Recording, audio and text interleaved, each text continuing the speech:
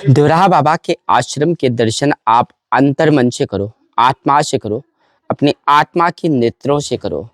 आपके मन में जो कुछ भी आए उसको महसूस करो और देवराहा बाबा महाराज की ऊर्जा को महसूस करते हुए, उनके आशीर्वाद को महसूस करते हुए उनके मचान के दर्शन करिए और इस आश्रम के बारे में जानिए कि आखिरकार ये कहाँ स्थित है और यहाँ से कैसे वास्तव में जीवन में वास्तविक परिवर्तन आ सकता है।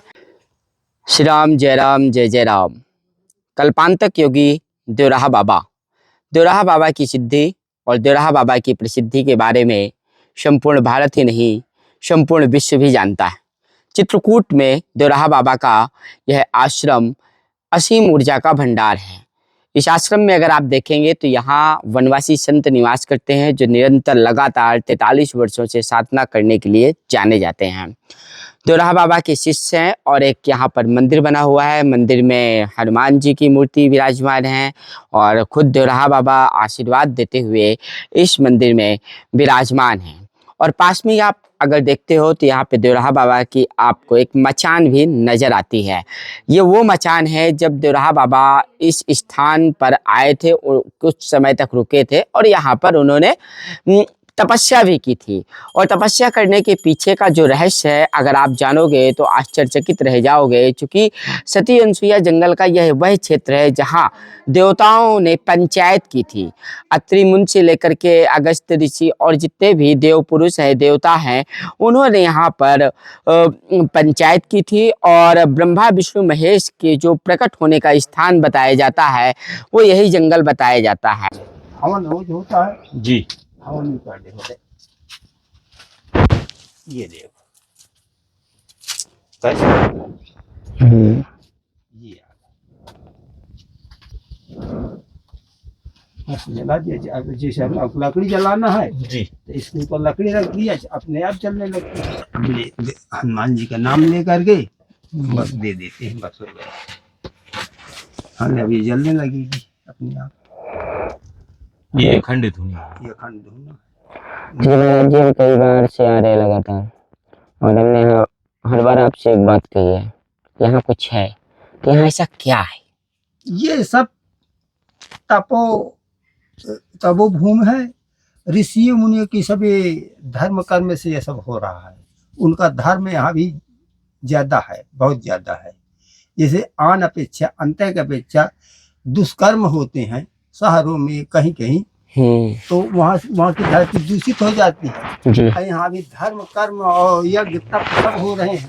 वही आपका कहने का मतलब ये है कि जैसे तप भूमि होती है, हाँ, जहाँ तप किया जाता है, हाँ, तो तप करने पर वहाँ एक ऑरा उत्पन्न होता हाँ, है, और तेज उत्पन्न होता है। वो तेज यहाँ इतना तप किया गया है, यहाँ इतना सारा योग मतलब यज्ञ किए गए, तप किए गए कि उनकी वजह से आसपास में सभी जगह एक पॉजिटिव ऊर्जा, हाँ, जिसको कहा जाए, ऊर्जा मिलती है। ऊर्जा आने से ही ऊर्जा मिलती है। आने से यहाँ कोई आ जाता है तो उसकी ऊर्जा अपने आप उसको मैंने प्रभावित कर देती है।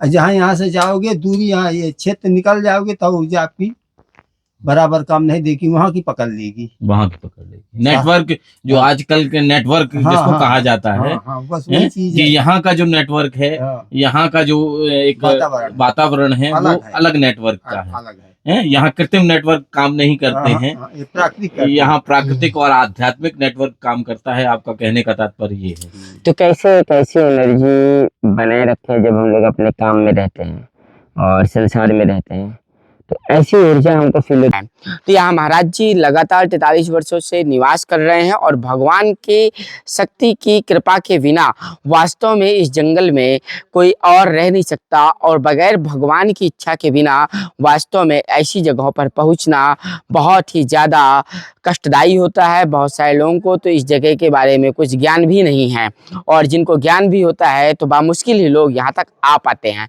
यहाँ अगर आप देखोगे तो लाखों वर्ष प्राचीन एक वटवृक्ष भी आपको नजर आएगा।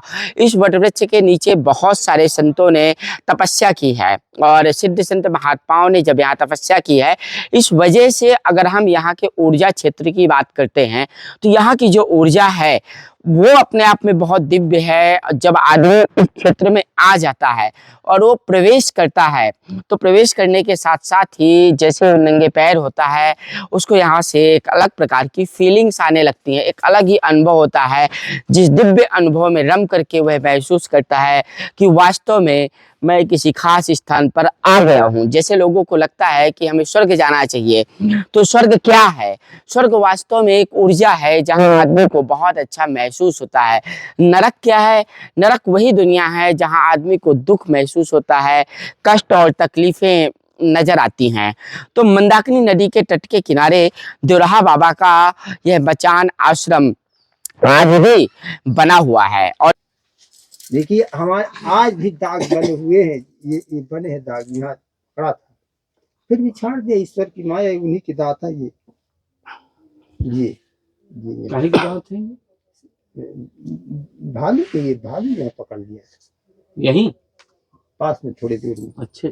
शेर भी मेरे ऊपर से निकल गया, चाहता तो टांग ले जाता, दहाड़ के और आया आकर के निकला, उनके बच्चे थे। ये सात्विकता का ही परिणाम है। ये क्या सात्विकता कहते कि जब कहनी कि जाको राखे साइया तो मार सके ना कोई, ये कहावत है, सही सिद्ध होती है जो कि जो को भगवान राखे है उसको मारने वाला कोई नहीं है, चाहे जितना बैरी हो। अगर हम विचार, पहले तो कोई बात ना, अब तो ये हमारे मन में विचार होती है कि जैसे हमारी आत्मा और शेर की आत्मा तो दोनों की बराबर है ना। जी। भगवान उसके आत्मा में प्रवेश है, हमारे भी प्रवेश है। तो जब हम उसका कुछ नहीं बिगाड़े हैं, हमें अंदर से विश्वास है कि हम शेर का कुछ नहीं बिगाड़ा है, तो हम शेर के सरमुख चले जाएंगे तो शेर हमको नहीं खाएगा। लेकिन उसकी आत्मा को तो कष्ट है ना, उस समय भूखा हुआ है, नहीं खाएगा, भूखा है फिर भी नहीं खाएगा, उसके संतोष हो जाएगा कि यार स्वयं को सात्विक होना जरूरी है। स्वयं को सात्विक होना चाहिए। अगर हम सात्विक हैं तो संसार सात्विक है, अगर हम में गलत है तो संसार गलत है।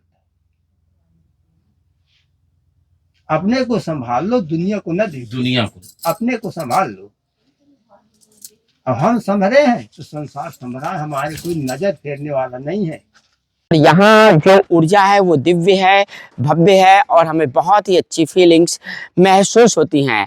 इसलिए चित्रकूट धाम एक ऐसा धाम कहा गया है कि वास्तव में जहाँ कैसे आप अपने जीवन को महसूस कर सकते हो, कैसे आप अपने अंतर मन से यह महसूस कर सकते हो कि हाँ, मेरा जन्म क्यों हुआ है, मैं किस लिए आया हूँ, मुझे करना क्या है। क्योंकि बहुत सारे लोगों को सिर्फ यही नहीं मालूम होता है कि वास्तव में उन लोगों को जीवन में करना ही क्या है, जिसकी वजह से जीवन भर लोग भटकते रहते हैं, परंतु किसी को भी अपने जीवन के मार्ग का पता नहीं चल पाता है।